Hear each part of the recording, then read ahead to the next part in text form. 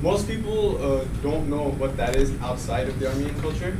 It is a religious artifact. It has a cross on it, but it's a little more than that. It's also a piece of artwork. It has a meaning behind it that makes it more than just something that you find in a church. This is called a khachkar in Armenian. In English, you could translate that into cross stone. And what that is that you'll find this in almost every Armenian house, home, or church. Whether it's, usually they're life size. This is miniature. I can't bring a 10-foot stone in here. You can also find them in picture form.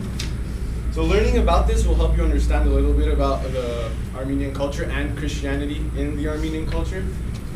First, I want to talk about the background.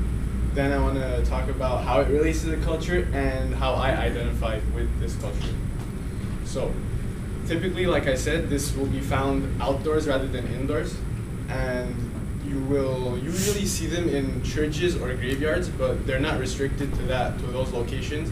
They could also be in schools, like my old school had one in the backyard of the school.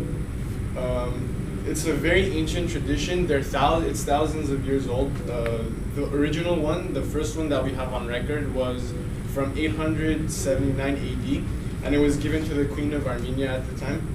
And it was just a misshapen rock with a stick figure cross on it. Obviously, since then, it's evolved quite a bit.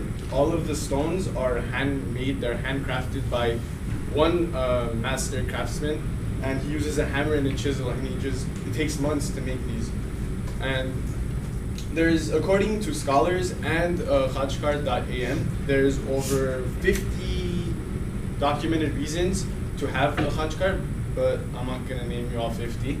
And they're listed into 5 different categories.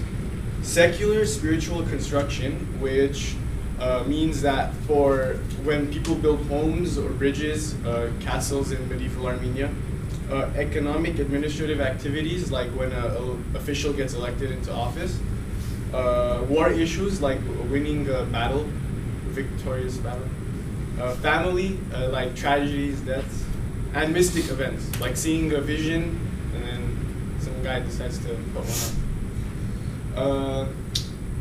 How I relate to this culture, I'm Armenian. I went to an Armenian private school from preschool to middle school, and we had a giant 10-foot one in the back of the school. So we gathered around this during events like 9/11. We'd go around and pray because I went to a Christian school, and also we take school pictures around this. The entire school would gather around it and we take a picture.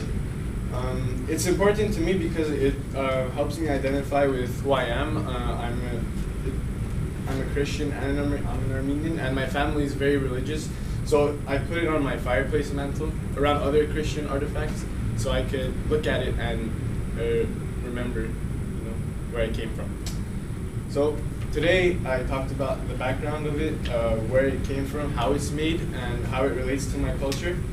And hopefully you gained a little insight about why we use it and how we use it. And it's pretty cool. It's an artwork. It's a piece of art and it's a religious artifact.